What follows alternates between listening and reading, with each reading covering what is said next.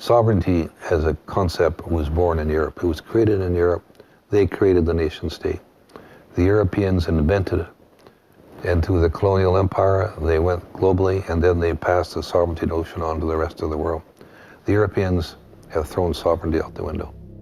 Well, the Canadian Council of Chief Executives is an organization whose members essentially are the 150 CEOs of Canada's largest corporations. I think we've seen the concept of national sovereignty eroded in a whole variety of ways. And while it's an important concept, it's compromised by the Geneva Convention. It's compromised by every treaty that any country enters into. It's compromised by the Charter of the United Nations. It's compromised by the human rights laws. I think we need to be a little bit mature about the concept of sovereignty. I find it amusing when people put sovereignty as in a kind of crystal jar and say, well, this is the ultimate.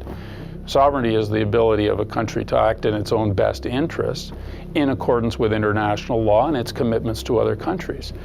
Because really, national sovereignty is one of the tools that we use in order to give democratic expression, because we've got to break things down into a more manageable size. But at the same time, it's a concept to be exercised with a certain amount of care. Sovereignty has changed so greatly because of the phenomenon of globalization, where all issues become transnational, whether it's trade, the environment, health, it's all transnational.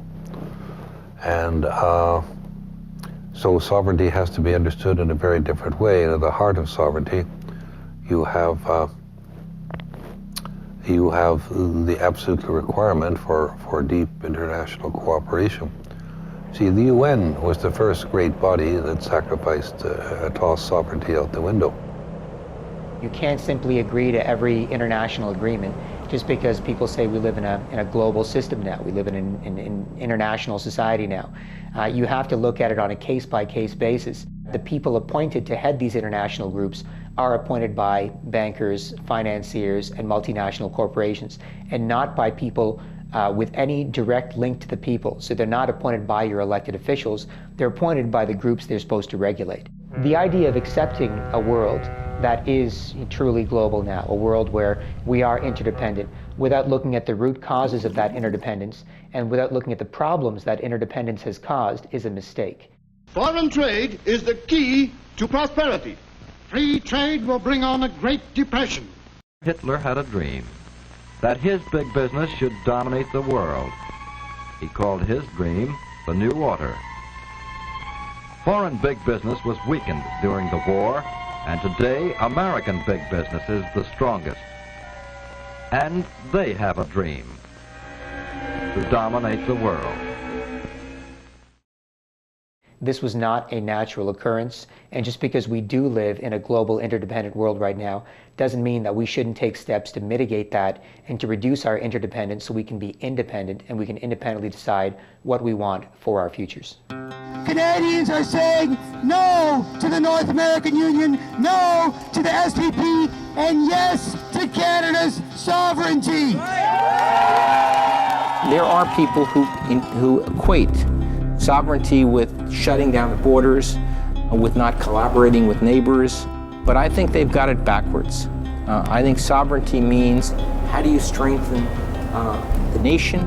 How do you ensure that the people in a nation have access to health care and to food and prosperity and to security? And if that's the definition, then maybe the best way to approach that is to open it up, not to close it down.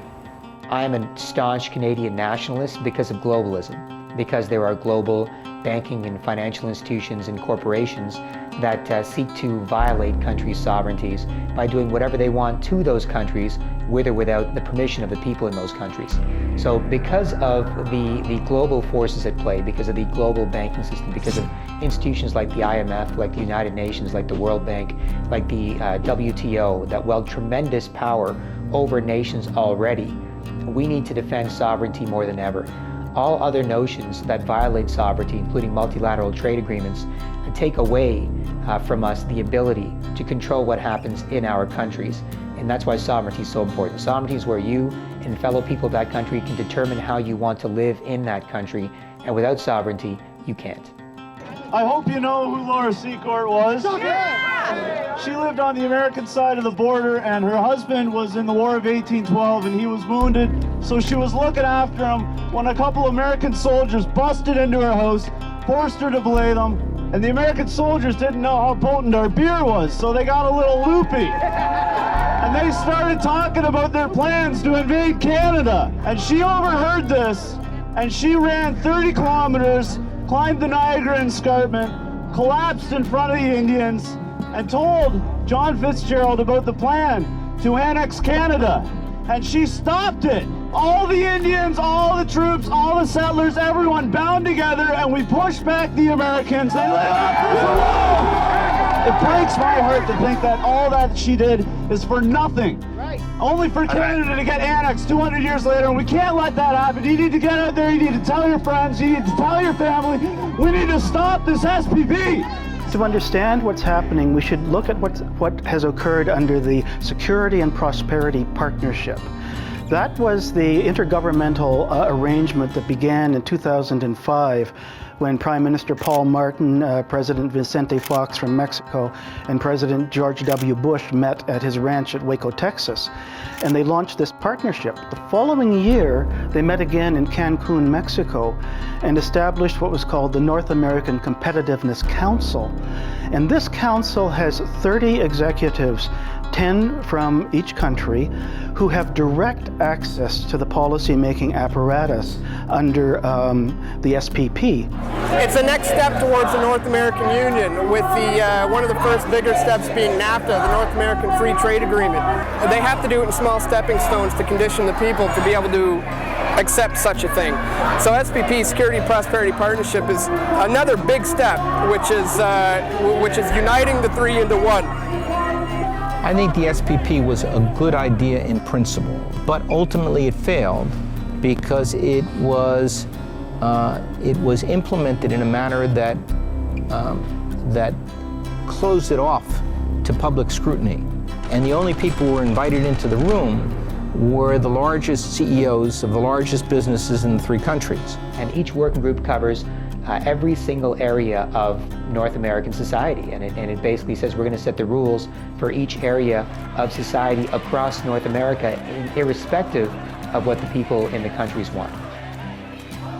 What are your thoughts on the SPP, its penchant for secrecy and the lack of democratic process?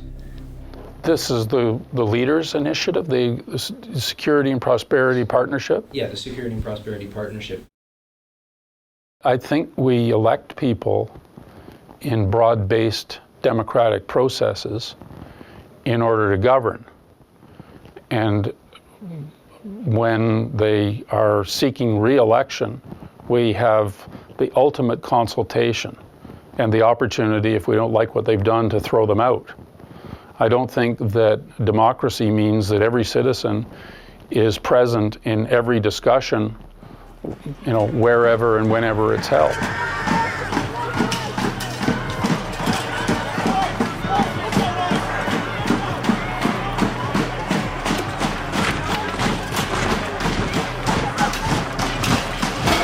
This is the destruction of Canada, what's going on right now. Look behind me. This is the end of it. The end of our sovereignty is what's happening. How do you feel about the protest? I love that these people showed up, and I fear that things are going to get out of hand. Look at these guys. This is out of control. When did our police turn into these guys? Is this too much police for a protest like this? This is the militarization of our police, and here's proof right here. This is the death of Canada, which is happening right now. Our sovereignty is in trouble. What happened in Montebello was the people in 2007, in August, in Montebello, Quebec, were fed up with this 2.5-year-old trade deal going forward and merging every aspect of their society and harmonizing the regulations to the lowest possible standards according to what corporations want. They were sick and tired of the information not being given out to the public, not being openly shared, and of not being given any input into what was happening with respect to this massive trade deal. So they massed in Montebello what looked to be about 1,000, 1,500 protesters. There was a security perimeter around the meeting, and there was incredible police presence there.